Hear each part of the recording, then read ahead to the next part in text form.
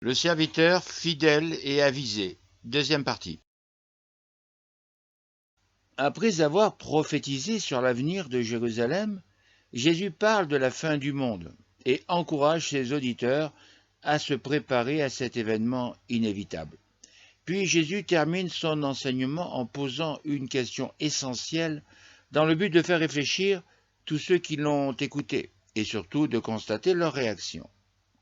Et le Seigneur dit: quel est donc l'économe, fidèle et prudent que le maître établira sur ses gens, pour leur donner la nourriture au temps convenable?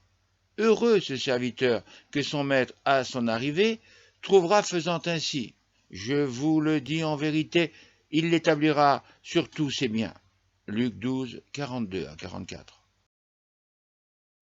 Les disciples du Christ ont-ils été capables de répondre à cette question tout en ayant à l'esprit une autre prophétie, celle d'Ésaïe 42, également relative aux serviteurs de la fin des temps?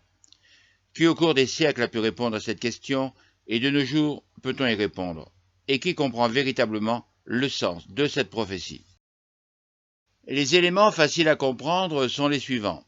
Le serviteur représente un envoyé, un messager du Tout-Puissant. Le maître représente Dieu. Ces gens représentent les élus de Dieu, ce que Dieu approuve. À son arrivée signifie une manifestation, une intervention céleste annoncée. Il l'établira signifie une intention de Dieu de nommer son serviteur à la tête de tout ce qu'il possède sur terre. Tous ses biens, c'est-à-dire la terre et tout ce qu'elle contient. L'arrivée de ce personnage représente la fin de tous les grands propriétaires terriens et de leur système capitaliste.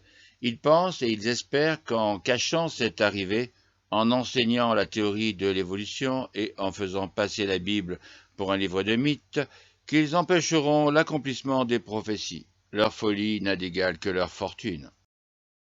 Mais ce qui est plus difficile à comprendre, c'est pour leur donner la nourriture au temps convenable.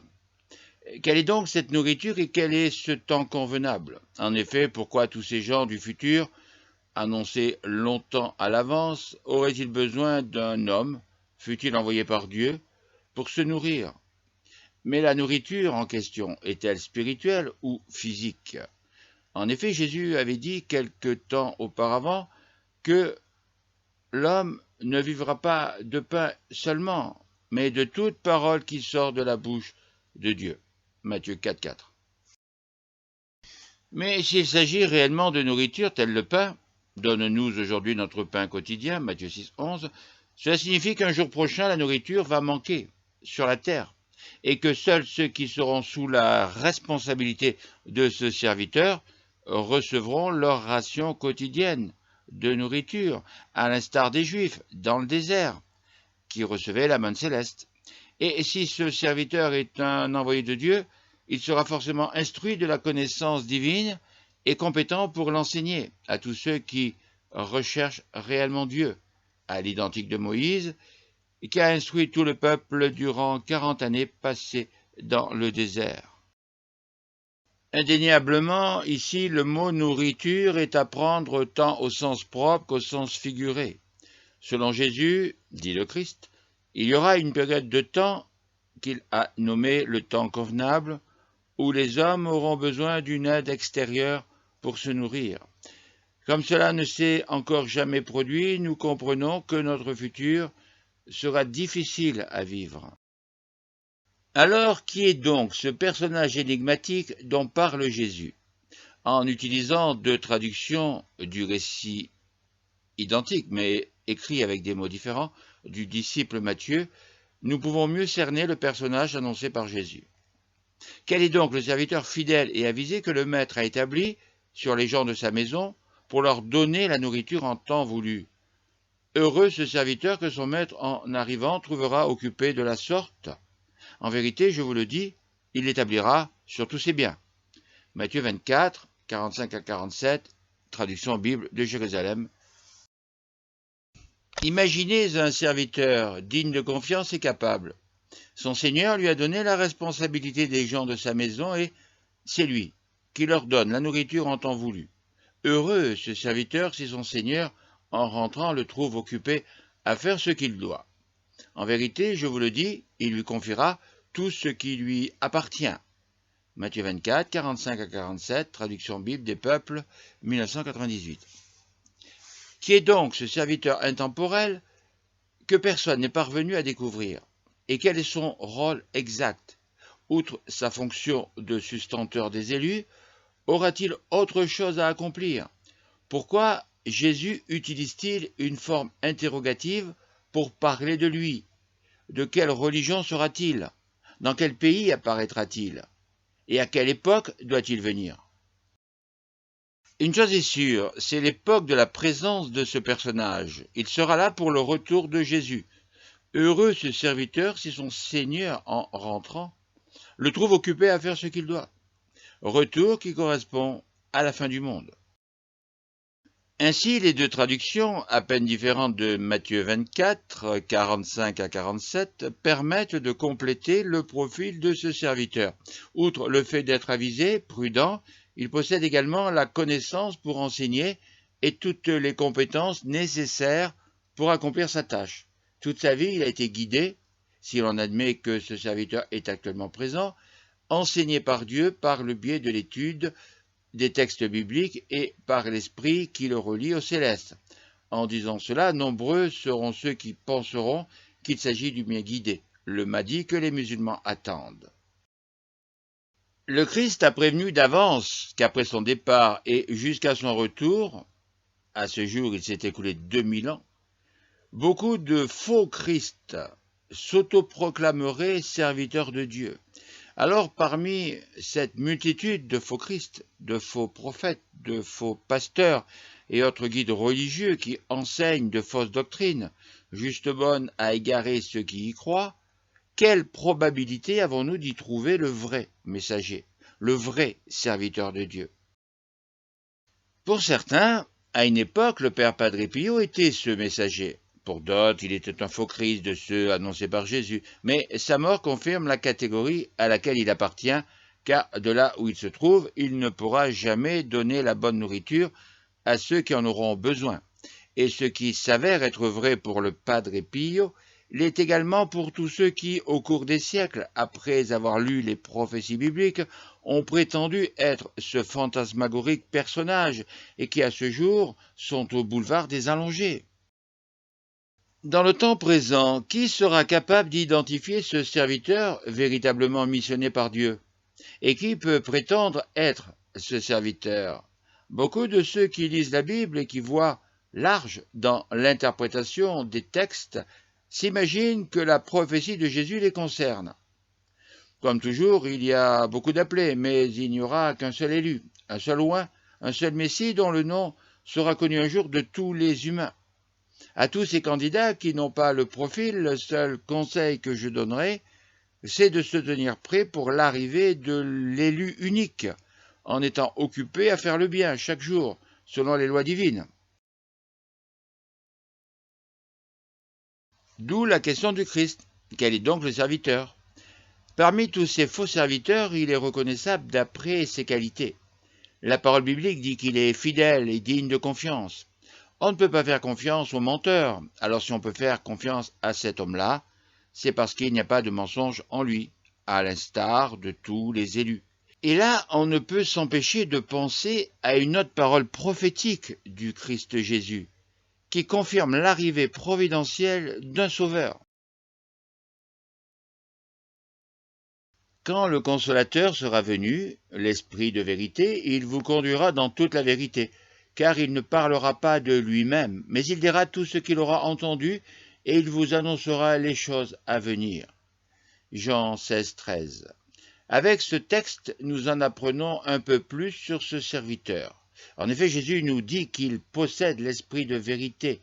Il est l'Esprit de vérité à l'opposé de ceux qui ont l'esprit du mensonge. Il possède également l'esprit de sagesse et de discernement, l'esprit de conseil et de puissance, l'esprit de connaissance et de crainte de l'Éternel. Ésaïe 11, 2. Si ce serviteur est envoyé par Jésus, dit le Christ, il doit être comme Jésus, spirituellement. Tout ce qu'il enseignera doit être identique à tout ce que le Christ a aussi enseigné. C'est pourquoi tout ce qu'il dira et fera sera un témoignage pour Jésus. Quand sera venu le Consolateur que je vous enverrai de la part du Père, l'Esprit de vérité, qui vient du Père, il rendra témoignage de moi. Jean 15, 26. En disant ces paroles, Jésus confirmait qu'il n'était pas le serviteur dont parlait le prophète Ésaïe, et que ce serviteur serait revêtu de l'Esprit du Tout-Puissant afin d'établir la justice sur toute la terre. Et parce que l'injustice est omniprésente sur toute la terre, toute personne sensée ne peut que constater que le règne de cet illustre personnage n'est pas encore arrivé. Voici mon serviteur que je soutiendrai, mon élu, en qui mon âme prend plaisir. J'ai mis mon esprit sur lui. Il annoncera la justice aux nations. Il ne criera point, il n'élèvera point la voix, et ne la fera point entendre dans les rues. Il ne brisera point le roseau cassé, et il n'éteindra point la mèche qui brûle encore. Il annoncera la justice selon la vérité. Il ne se découragera point, et ne se relâchera point jusqu'à ce qu'il ait établi la justice sur toute la terre, et que les îles espèrent en sa loi. Ésaïe 42, 1 à 5.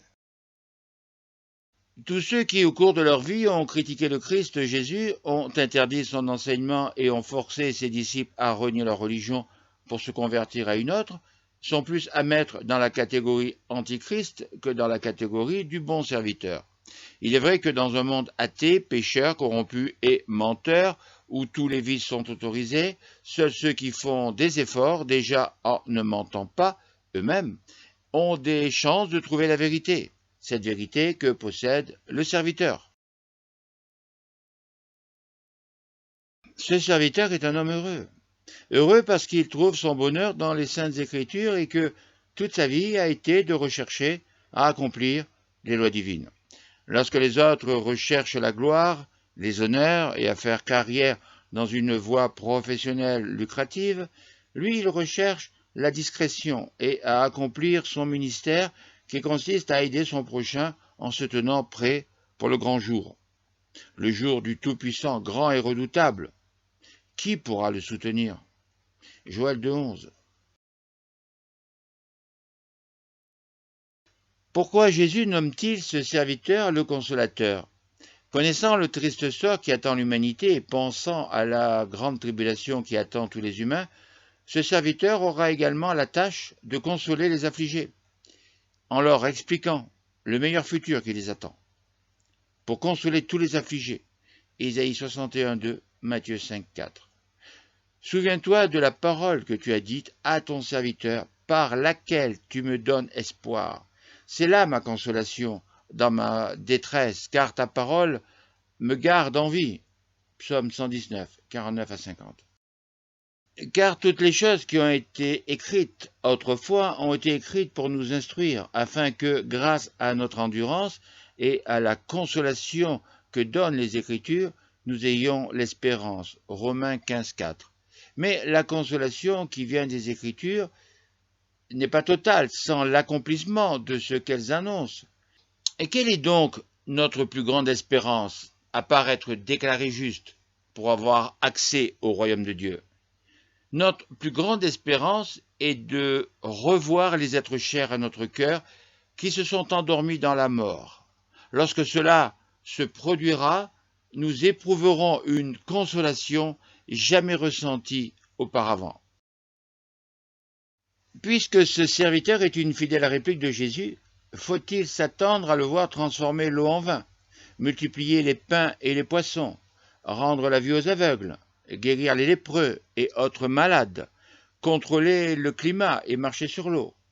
Qui peut le dire aujourd'hui? Personne. Tous ces signes, n'importe quel magicien ou illusionniste peut les accomplir, et certains actuels ont en effet accompli ces signes. Mais il en est un que personne ne peut accomplir s'il n'est pas envoyé par Dieu. L'un des premiers signes que ce serviteur accomplira sera de ressusciter des morts. Et à partir de là, il pourra accomplir tous les autres signes, comme de faire tomber le feu du ciel sur les opposants au royaume de Dieu. Si durant les 2000 ans écoulés, beaucoup sont venus affirmant être ses serviteurs, le temps a montré qu'ils n'étaient que des tristes cires animés, non pas par l'Esprit de Dieu, mais par de mauvaises intentions. Jésus annonce l'arrivée de ce serviteur, de ce consolateur pour la fin des temps qui correspond à son retour. Lorsque les premières résurrections auront lieu, alors c'est que le serviteur est là. Et si le serviteur est là, alors la fin du monde et le retour du Christ sont proches. Mais pour l'instant, il n'y a ni résurrection, ni le feu du ciel signalé aux infos, donc pas de serviteur en vue. Pourquoi donc Dieu a-t-il prévu d'envoyer quelqu'un juste avant le retour du Christ? Parce que comme l'a précisé Jésus, le Seigneur de tous les hommes, la fin du monde se caractérise par la destruction de toute vie, tant animale qu'humaine, et que justement, afin d'éviter d'en arriver à cette extrémité, Dieu envoie un homme chargé d'intervenir dans les affaires humaines. Il devra enseigner ceux qui accepteront de recevoir son enseignement en vue d'être formés pour leur permettre de revêtir le bon profil salvateur. Outre ce travail, il devra faire régner la justice sur toute la terre, comme l'a annoncé le prophète Isaïe cité auparavant. S'il y parvient, nous comprenons pourquoi le Tout-Puissant lui confiera tous ses biens. Il devra également, tout comme Jean le baptiseur, préparer les nations à l'arrivée de Jésus à la tête de ses troupes. En effet, si ces jours-là n'étaient écourtés, nulle chair ne serait sauvée, mais à cause des élus, ceux qui ont été choisis. Ces jours-là seront écourtés. Matthieu 24, 22. Si le Christ a annoncé et donné le moyen d'identifier le bon serviteur, il a fait de même pour les mauvais serviteurs. Ainsi, nous apprenons à dresser le profil de ce serviteur de la fin des temps et maintenant nous savons ce qu'il est et nous savons aussi ce qu'il n'est pas, lorsque Jésus, l'élu, nous parle du mauvais serviteur. Si l'emploi du singulier pour parler du bon serviteur ne laisse aucun doute sur l'unicité de ce personnage, l'emploi du même singulier pour parler du mauvais serviteur ne laisse également aucun doute sur la multitude d'individus qui méritent d'être mis dans cette catégorie. Si une multitude d'individus au cours des siècles ont prétendu ou prétendent de nos jours être ce serviteur fidèle et avisé, combien ont prétendu être le mauvais serviteur? Aucun. Mais si ce mauvais serviteur dit en son cœur, mon maître tarde, et qu'il se mette à frapper ses compagnons, à manger et à boire en compagnie des ivrognes, le maître de ce serviteur arrivera au jour qu'il n'attend pas et à l'heure qu'il ne connaît pas. Il le retranchera et lui assignera sa part parmi les hypocrites. Là seront les pleurs et les grincements de dents. Matthieu 24, 48 à 51. Bible de Jérusalem. Par contre, le mauvais serviteur se dit en lui-même, mon Seigneur sera en retard, et il commence à frapper ses compagnons de service. Il mange et boit avec les buveurs, mais le Seigneur viendra le jour où son serviteur ne l'attendait pas et à l'heure qu'il n'avait pas prévue. Il lui enlèvera sa charge et le mettra avec les irresponsables. Là, il y aura pleurs et grincements de dents. Matthieu 24, 48 à 51. Bible des peuples, 98. Avec cette traduction, on pense d'office à l'avenir de l'Église catholique qui s'est octroyé la charge de pasteur des hommes. Mais, si ce serviteur dit en lui-même « Mon maître tarde à venir », s'il se met à battre les serviteurs et les servantes, à manger, à boire et à s'enivrer, le maître de ce serviteur viendra le jour où il ne s'y attend pas et à l'heure qu'il ne connaît pas. Il le mettra en pièces et lui donnera sa part avec les infidèles. Luc 12, 45 à 46. Selon le rendu des traductions, l'avenir de tous les mauvais serviteurs n'est pas très enviable. Mais malgré l'avertissement écrit, ils continuent leurs mauvaises actions. Ainsi, selon les traductions, certains perdront la charge qu'ils occupent au sein de leur religion et d'autres seront taillés en pièces. Mais quoi qu'il en soit, le fait d'être mis en pièces ne permettra plus au mauvais serviteur d'exercer sa charge. Avec cette traduction, on pense d'office à tous les gouvernements qui, avec la complicité de leurs fonctionnaires, font peser sur tous les citoyens une tyrannie insupportable. Mais, aux yeux du monde, leur véritable catégorie sera révélée. celle des hypocrites, des irresponsables et des infidèles. Pendant des siècles, des hommes sans scrupules se sont fait prêtres, alors que la prêtrise appartient à la lignée lévitique, à perpétuité. Puis ils se sont accordés tous les droits sur les serviteurs et les servantes, allant jusqu'à assassiner en prétendant que c'est au nom de Dieu qu'ils agissaient. Ne voyant toujours pas arriver le maître, ils ont changé les saintes doctrines contre des doctrines qui servaient leurs intérêts. Ils n'ont pas hésité à accuser de sorcellerie toutes les femmes qui refusaient leurs avances, allant jusqu'à les torturer, les exécuter de la pire façon afin de faire peur à leur future proie. En citant les défauts du mauvais serviteur, nous apprenons également d'autres traits du bon serviteur. Ses fréquentations sont saines et ses habitudes alimentaires également. Un bon serviteur du Très-Haut ne boit pas, ne fume pas et ne consomme aucune drogue. Son alimentation est conforme au texte biblique. C'est une personne discrète qui ne se fait pas remarquer en public. Il n'élève pas sa voix dans les rues, dans le but d'attirer l'attention sur lui comme d'autres, sans éclat, aiment briller sous le regard des hommes. Ésaïe 42:2.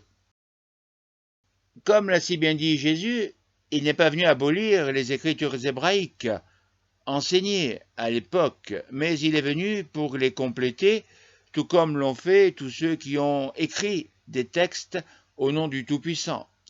Ne croyez pas que je sois venu pour abolir la loi ou les prophètes, je suis venu non pour abolir, mais pour compléter ou pour ajouter. Matthieu 5:17. Ainsi, avec toutes les explications révélées par Jésus, en plus de tout ce que jadis les prophètes ont écrit sur ce serviteur, prophète, sauveur de la fin des temps, nul n'a d'excuse pour ne pas reconnaître le messager de Dieu. Le reconnaître, c'est un commencement, et l'accepter, c'est faire ses premiers pas sur le chemin qui mène à la vie éternelle. Qui restera debout lorsqu'il apparaîtra, dit la prophétie. Beaucoup de fonctionnaires vont cesser de fonctionner. En conclusion, nous pouvons dire que ce serviteur de la fin des temps devra préparer les élus de Dieu à survivre à la fin du monde. Il devra veiller à ce qu'ils ne manquent de rien, tant sur la nourriture physique que spirituelle. Il les préparera pour le grand passage tout en les enseignant, en les fortifiant et en les consolant.